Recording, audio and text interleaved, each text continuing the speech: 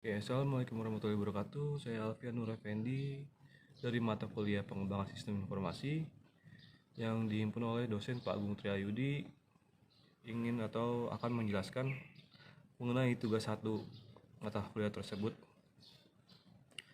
Jadi tugas satu di sini disuruh untuk membuat ringkasan mengenai System Development atau SDLC referensi dari jurnal.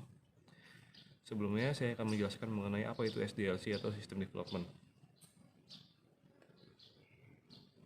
Oke. Jadi, apa sih yang dimaksud dengan SDLC? Pengertian SDLC adalah kependekan dari System Development Life Cycle atau dalam bahasa Indonesia disebut siklus hidup pengembang sistem. SDLC adalah siklus yang digunakan dalam pembuatan atau pengembangan sistem informasi yang bertujuan untuk menyelesaikan masalah secara efektif. Dalam pengertian lain, SDLC adalah tahapan kerja yang bertujuan untuk menghasilkan sistem berkualitas tinggi yang sesuai dengan keinginan pelanggan atau tujuan dibuatnya sistem tersebut. SDLC menjadi kerangka yang berisi langkah-langkah yang harus dilakukan untuk memproses pengembangan suatu perangkat lunak. Sistem ini berisi rencana lengkap untuk mengembangkan, memelihara, dan mengganti perangkat lunak tertentu. Jadi, SDLC ini digunakan untuk membangun suatu sistem informasi. Agar apa? Agar dapat berjalan sesuai dengan apa yang diharapkan. Diharapkan oleh siapa? Oleh mungkin kliennya atau developer tersebut. Dari itu adalah ringkasan dari SDLC tersebut, sedikit pemahaman lah. Dan berikutnya saya akan mereview atau meringkas dari sebuah jurnal yang menganut sistem development system atau development cycle atau SDLC. Jadi di sini saya mendapatkan sebuah jurnal dari Google. Jurnal tersebut dengan judul Implementasi Sistem Development Life Cycle dalam perancangan penyebaran informasi pada Madrasah Aliyah. Jurnal ini ditulis oleh Muhammad Fatoni sebagai penulis 1, Sofyan Syafadli sebagai penulis 2, dan Muhammad Taufan sebagai penulis 3. Jurnal ini dibuat oleh program studi teknik informatika dari STMIK Lombok. Ya. Saya bacakan sekilas tentang abstrak ya. Jadi abstrak dari jurnal tersebut adalah perkembangan ilmu pengetahuan dan teknologi telah meningkatkan standar hidup dan kemudahan aktivitas manusia dalam berbagai aspek kehidupan. Ya benar. Jadi teknologi itu sangat meningkatkan standar hidup kita sebagai manusia dan mempermudah berbagai kegiatan maupun aspek dari kehidupan tersebut. Teknologi informasi berkembang mendorong peningkatan taraf hidup masyarakat dan mempengaruhi kebutuhan lain selain kebutuhan pokok. Salah satunya kebutuhan pada media informasi dan komunikasi di bidang pendidikan. Jadi selain dalam kebutuhan pokok, teknologi juga sangat berkembang di dalam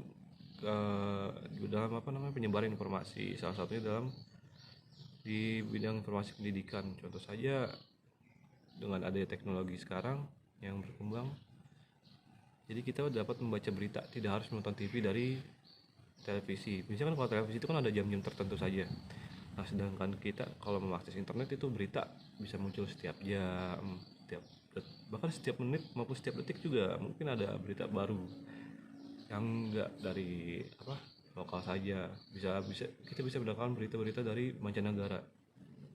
Kalau di televisi itu mungkin sebatas berita lokal saja. Selanjutnya, penyebaran informasi saat ini di Madrasah Aliyah masih secara manual, yaitu dengan menggunakan brosur, pamflet, spanduk, maupun baliho. Bila ada yang ingin mendapat informasi tentang sekolah, maka harus datang langsung dan menanyakan pada pihak terkait informasi yang ingin ditanyakan. Tentu, hal tersebut masih sangat merepotkan dan memerlukan waktu serta proses yang lama. Belum lagi hanya dilayani oleh pada saat jam kerja. Untuk itu diperlukan sistem informasi sekolah yang dapat diakses oleh siswa, orang tua, maupun masyarakat. Jadi tujuan dibuatnya aplikasi ini adalah untuk mempermudah penyebaran informasi di dalam madrasah tersebut. Penyebaran informasi itu berupa apa saja sih? Yang pertama, penyebaran informasinya itu bisa berupa informasi pendaftaran, informasi sekolah, informasi dosen, alumni, dan lain-lain. Pokoknya untuk mempermudah lah. Selanjutnya kita baca dari pendahuluannya. Pendahuluan. Teknologi informasi tidak dapat dipisahkan dengan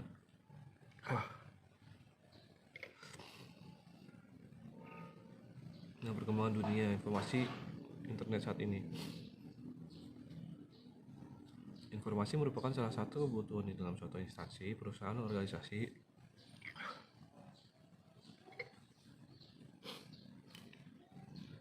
serta lingkungan yang berada di luar sistem. Penerapan teknologi internet dalam dunia pendidikan pada saat ini sudah mengalami kemajuan yang cukup pesat. Tentu saja dalam beberapa tahun ini kemajuan internet itu sangat pesat sekali, bahkan kita tidak sadar bahwa ada sesuatu, ada seperti banyak pendaftaran online lah, apalagi di zaman pandemi seperti ini semuanya serba online. Contoh kita mau ngurus kartu keluarga, ngurus KTP atau apa, itu kan sekarang udah dilakukan secara online.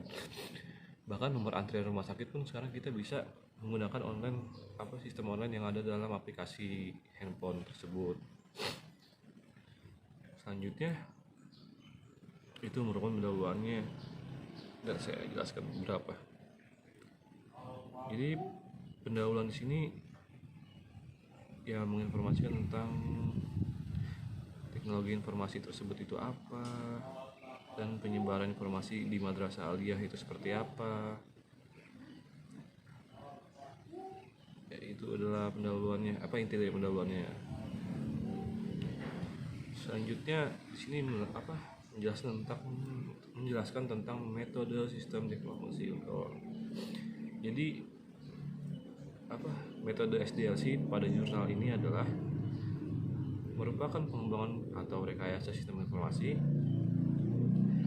atau perangkat lunak.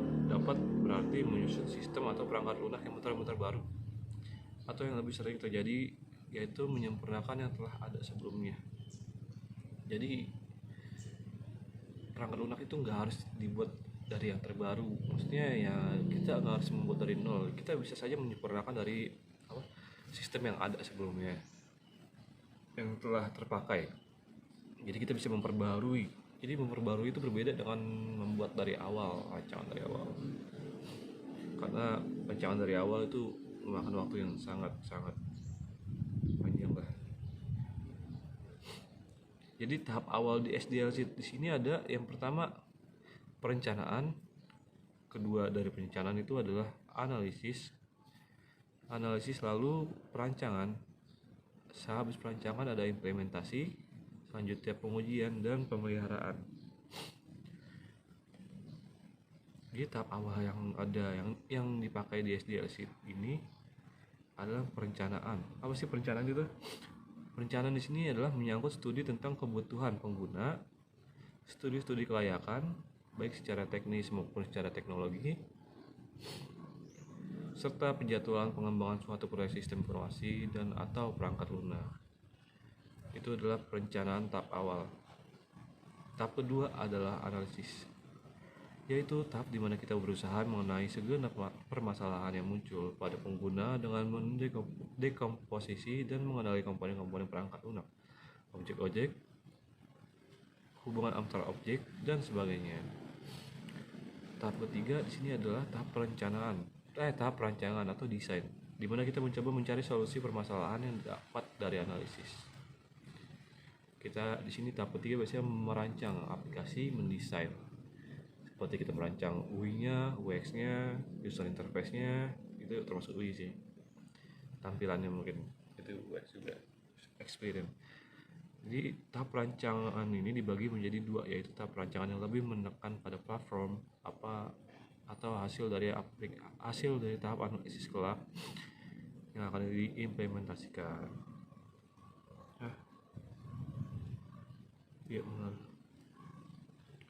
Serta selanjutnya ada tahap perancangan di mana kita melakukan penghalusan, refinement kelas-kelas yang didapat pada analisis, serta jika perlu menambahkan atau memodifikasi kelas-kelas yang akan lebih mengefisiensikan serta mengefektifkan sistem atau perangkat lunak yang akan dikembangkan. Di tahap kedua ini hanya tahap penyempurnaan, ya bisa untuk supaya lebih efektif lagi aplikasi gimana, mungkin ada yang harus diringkas lah dan dipotong aplikasinya, atau ada penambahan fitur-fitur baru yang belum direncanakan. Selanjutnya di tahap keempat, setelah perancangan, tahap keempat adalah implementasi, di mana kita akan mengimplementasikan perancangan sistem ke situasi nyata. Di sini kita memulai berurusan dengan pemilihan perangkat keras dan penyusunan perangkat lunak aplikasi. Jadi di sini kita udah mulai memilih nih perangkat keras apa sih yang cocok untuk aplikasi ini, bagaimana spesifikasinya, dan perangkat lunak apa aja sih yang dibutuhkan dalam aplikasi ini. Contohnya seperti bahasa pemrograman, database, maupun server ya. Selanjutnya ada tahap kelima. Apa tahap kelima tersebut? Tahap kelima adalah pengujian testing, yang dapat digunakan untuk menentukan apakah aplikasi ini sudah berjalan sesuai keinginan, atau apakah aplikasi ini masih ada error. Di tahap kelima itu kita akan mencobanya. Selanjutnya tahap keenam. Tahap keenam itu sudah kita testing atau menjalankan aplikasi. Selanjutnya tahap keenam adalah melakukan pemeliharaan atau perawatan, di mana kita mulai melakukan pengoperasian sistem dan jika diperlukan melakukan perbaikan kecil. Di sini tahap keenam itu bisa disebut maintenance ya. Perawatan, maintenance itu sama aplikasi. Jadi setiap aplikasi, server atau web atau apa gitu lah, itu pasti ada selalu maintenance-nya, maintenance rutin. Contohnya seperti aplikasi game itu biasanya ada maintenance rutin mingguan. Untuk apa sih? Biasanya untuk menghapus data-data yang tidak diperlukan, seperti cache atau cookies atau apalah. Ya seperti itulah pokoknya. Selanjutnya di sini jelaskan yaitu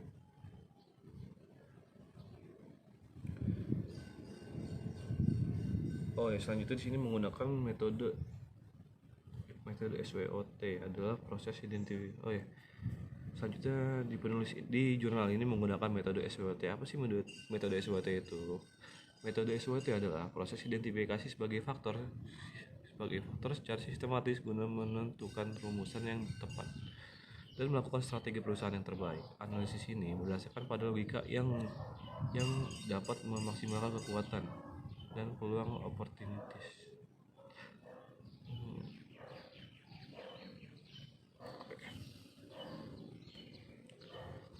Skip saja.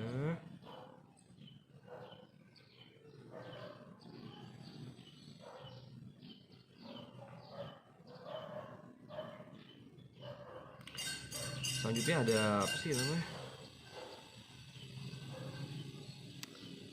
Ada fitur apa saja sih yang disediakan pada aplikasi dalam jurnal ini. Jadi saya jelaskan ya, saya sebutkan satu-satu. Dalam interface tersebut, fitur-fitur yang terdapat pada jurnal ini, pada aplikasi yang dibuatnya, yang pertama jelas saja ada halaman login. Halaman login di sini bertujuan untuk jalur khusus bagi admin untuk melakukan pengawasan, penambahan maupun pengurangan data, perawatan mental terhadap website. Bisa metode ini dilakukan di halaman admin. Maksudnya admin itu di sini bisa menghapus data, pengurangan data dan lain-lain.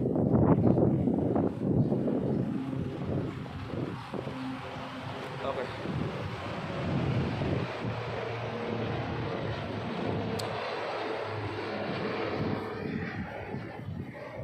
Selanjutnya setelah halaman login adalah halaman beranda. Ya tentu saja setelah kita masuk halaman login, kemana sih? Ya tentu saja masuk ke halaman beranda. Beranda merupakan menu pertama dalam aplikasi website madrasah ini. Jadi pada halaman ini digunakan untuk menampilkan informasi tentang ucapan selamat datang ke website madrasah ini. Ya, ini tampilan utama dari website tersebut, yaitu halaman beranda. Selanjutnya setelah halaman beranda itu ada apa aja? Jadi Jadi ya ada halaman profil sekolah itu menjelaskan tentang informasi sekolah tersebut, berdiri tahun berapa, visi misi dari sekolah tersebut atau madrasah tersebut. Lalu ada halaman fasilitas yang dimiliki oleh sekolah tersebut. Selanjutnya ada halaman prestasi, halaman staf pengajar. Staf pengajar di sini yang mungkin penting ya. Jadi staf pengajar merupakan menu kelima dalam website tersebut. Pada menu staf pengajar, pengunjung dapat melihat siapa saja yang mengajar dan kualifikasi pendidik madrasah aliyah tersebut. Selanjutnya setelah staf pengajar ada apa lagi sih? Selanjutnya di sini ada menu denah atau maps. Jadi menu denah atau maps merupakan menu ke-6 dalam website madrasah ini. Pada menu ini, pengunjung dapat mengetahui letak posisi madrasah aliyah.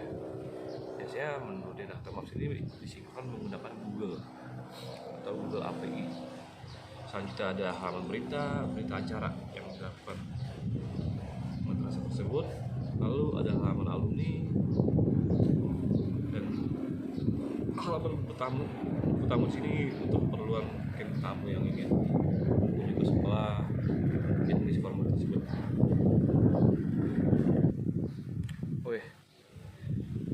Jadi kesimpulan apa sih yang saya dapat dari aplikasi atau jurnal ini?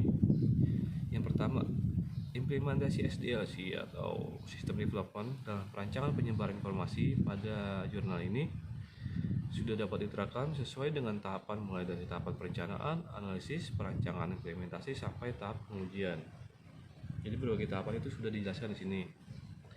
Yang kedua, hasil dari SDLC tersebut berupa website tersebut digunakan sebagai media sarana atau media sarana informasi pada madrasah tersebut dan juga sebagai sarana untuk promosi.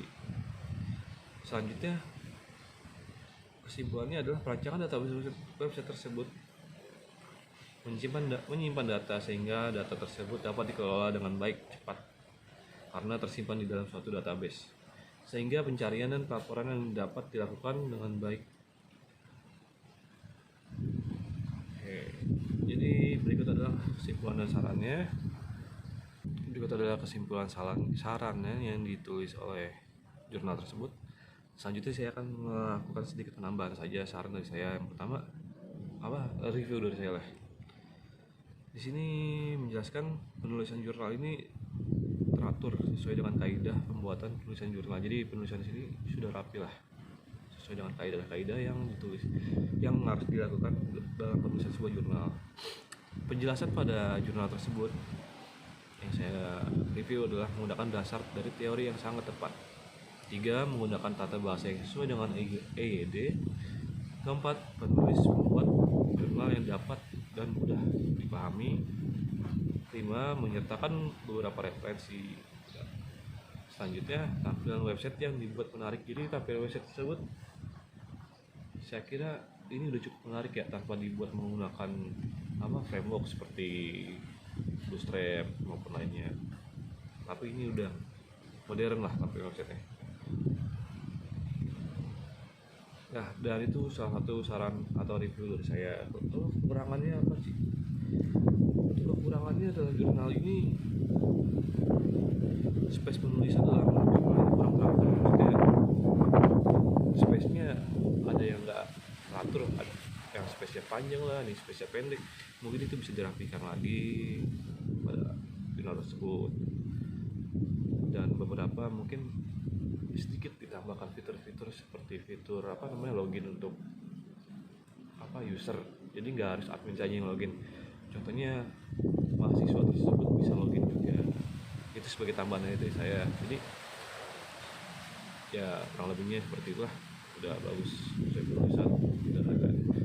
Jadi itu kurang lebihnya review jurnal dari saya. Kurang lebih mohon maaf. Assalamualaikum warahmatullahi wabarakatuh.